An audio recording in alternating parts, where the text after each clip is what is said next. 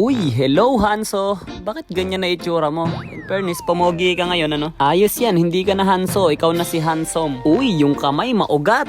Seglo, nag-funny ka pa talaga ha, good luck kung makabuff. Pero hindi dapat tayo gumamit ng skin kasi nirevamp na siya eh. Oh, anak ka ng pating. Oh, napakaangas. Tingnan mo naman yan. Ang laki na ng espada niya. At pumayat din siya. Nag-diet ka? Aba, mukhang hindi lang itsura nag-iba sa kanya. Pati yung itsura na rin ng skills niya. Pero same effect lang din naman siguro to, no? Hit ng 5 sa maliit. Aba, nasa farm na yung stock ngayon. Sabay first skill sa malaki. First skill sa... Hindi ka na pwede mag-first skill sa iba maliban dun sa hinihit mo. Pero ang magandang part dun, ang ganda ng animation ng first skill niya, tapos ang bilis niya lang din mag-digest. Hindi na siya ngumunguya na matagal, nakala mo kumain siya ng balat ng lechon na nalumaan na. At pampabilis rin ng stock yung kanyang second skill.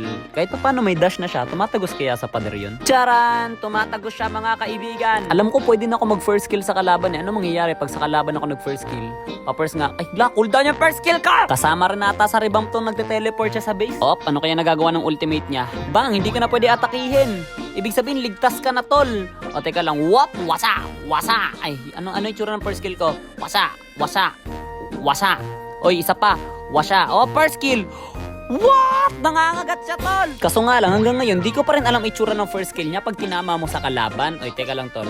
Kakagat ako, pwede ba? Nyerp.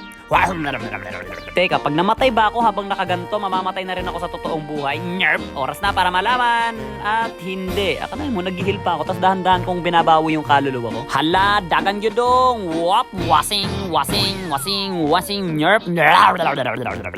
Teka lang, try nga natin kung kaya natin sabayan tong tamo. So, nyerp.